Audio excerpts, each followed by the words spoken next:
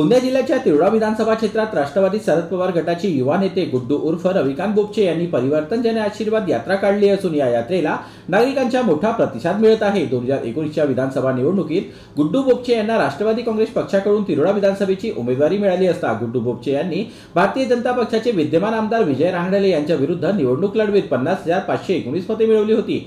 मात्र काही मतांनी त्यांना पराभव पत्करावा लागला असला तरी 2019च्या विधानसभा निवडणुकीनंतर देखील मतदारसंघ न सोडता सतत 5 वर्ष मतदारसंघातील लोकांची कामं केली।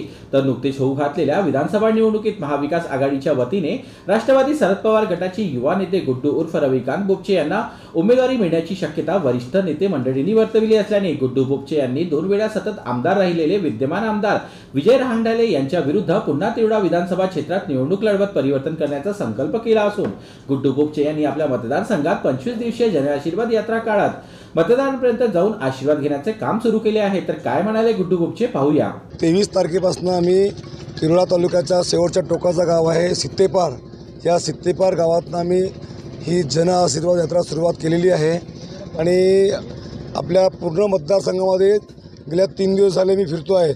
जनतेचा उत्स्फूर्त प्रतिसाद आहे, म्हणजे गावच्या गाव पूर्ण आपल्याला साथ देतो आहे, आपल्यासोबत आपला समर्थन दाखवत आहे आणि ही यात्रा माझी कंटिन्यू चालणार आहे। पुढच्या महिन्याच्या 16 तारखेपर्यंत म्हणजे 23 तारखेपासून तर 16 ऑक्टोबरपर्यंत ही यात्रा चालणार आहे आणि ही यात्रा नॉनस्टॉप आहे।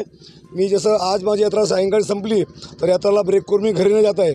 ज्या गावात आपली यात्रा संपली आहे त्याच गावातल्या आपल्या एखादा सामान्य कार्यकर्त्याच्या घरी आपण थांबतो आहे, त्याच्याच घरी जेवण करतो आहे। दुसऱ्या दिवशी पुन्हा एखादा कार्यकर्ता आपला इन्व्हाइट करत असेल त्या कार्यकर्त्याच्या घरी आपण जाणार आहे आणि आम्ही स्पेशली सांगितलं आहे की मोठ्या मोठ्या लोकांकडे मला माझं राहणं ठेवू नका।